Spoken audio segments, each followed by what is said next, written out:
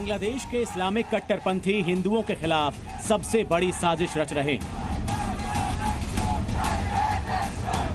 इस साजिश में उनके साथ हैं इस्लामिक आतंकवाद का गढ़ पाकिस्तान, और वो भी किसको? बांग्लादेश को, जिसके पास बिजली का जो ये खर्च करते हैं अदानी से लेकर, उसके पैसे देने के लिए पैसे नहीं है, लेकिन न्यूक्लियर बॉम्ब खरीदने के इनके पास पैसे होते हैं।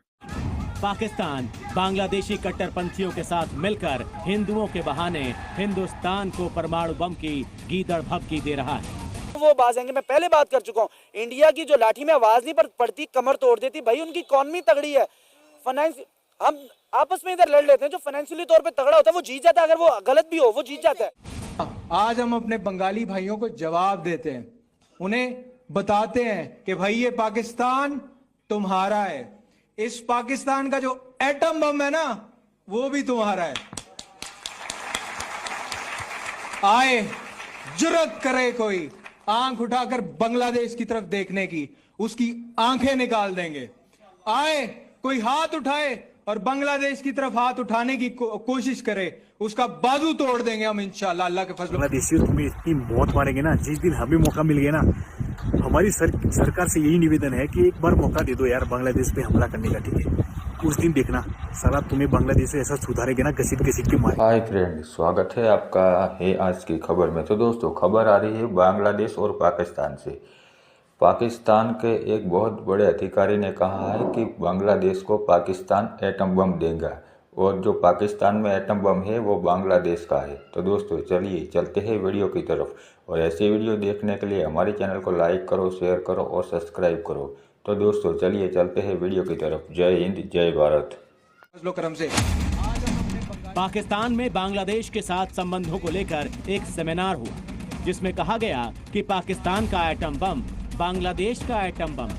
पूरी दुनिया इस बात से हैरान है कि जिस पाकिस्तान ने 1971 में बांग्लादेशियों पर जुल्म की इंतहा कर दी थी, आज वही पाकिस्तान बांग्लादेश का रहनुमा बन रहा है। पाकिस्तान ने वही किया जिसकी उम्मीद थी। हमने पहले बोला था कि डीप स्टेट पाकिस्तान को पुश कर रहा है कि वो भारत के साथ युद्ध करे। अब उसने भी वही काम करना शुरू कर दिया जो अमेरिका करता है। उसने बोल दिया है कि मैं एक गिफ्ट दूंगा मोहम्मद यूनिस को, जो बांग्लादेश का प्रेसिडेंट है, और गिफ्ट होगा एक न्यूक्लियर बॉम्ब। अब वो न्यूक्लियर बॉम्ब वहां पर किसके लिए है? ना तो चाइना के लिए है, ना बर्मा के लिए है, ना नेपाल के लिए है। वो एक ही कंट्री है जहां पे उन्होंने गजबे हिंद करना है। कौन बोल रहा है? ये बंगाली चूहे ये बोल रहे हैं कि अब वो गजबे हिंद करेंगे और भारत के ऊपर फतेह करेंगे, क्योंकि उनके 10 करोड़ जिहादी उनके यहाँ पर भारत में इलीगली रह रहे हैं।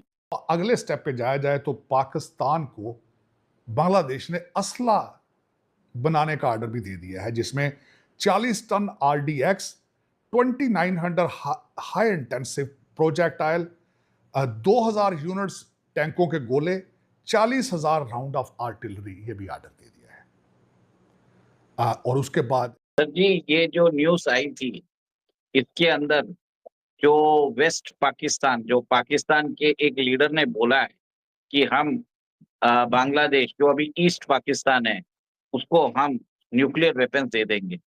आपको ये याद होगा, थोड़े दिन पहले ढाका यूनिवर्सिटी के एक प्रोफेसर ने भी बोला था कि हमें पाकिस्तान से न्यूक्लियर वेपन लेने चाहिए, हमें पाकिस्तान से JF-17 फाइटर जेट्स लेने चाहिए, हमें पाकिस्तान से मिसाइल्स लेनी चाहिए।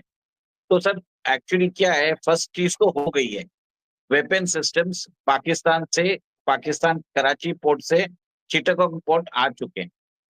एक फर्स्ट टाइम हुआ है पिछले 53 सालों में, ठीक है।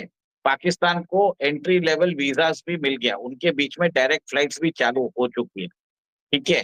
तो अब पाकिस्तान सिटीजन्स बांग्लादेश जा सकेंगे, कोई रोक टोक नहीं है।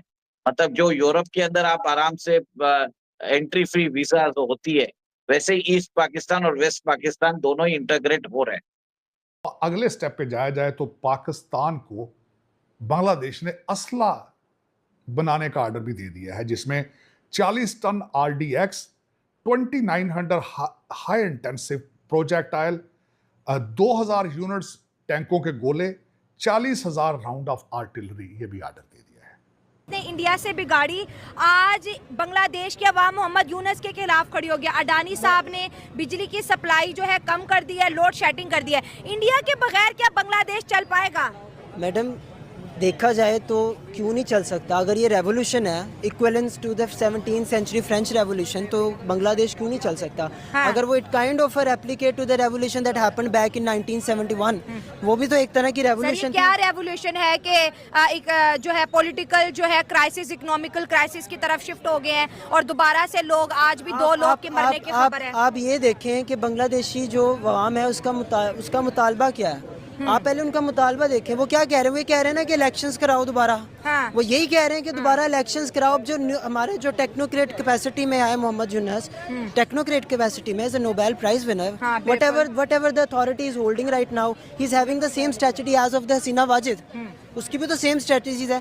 अगर लोग वहाँ के खड़े हो रहे हैं, जुल्म के खिलाफ ही खड़े हो रहे हैं, बेशक। अब देखिए मैडम, कहीं पे भी कि जितने भी बंगाली हिंदुस्तान में रहते हैं, जिनकी तादाद 2 करोड़ से ज्यादा है, 48 घंटों के अंदर अंदर तमाम बंगालियों को हिंदुस्तान से निकाला जाए।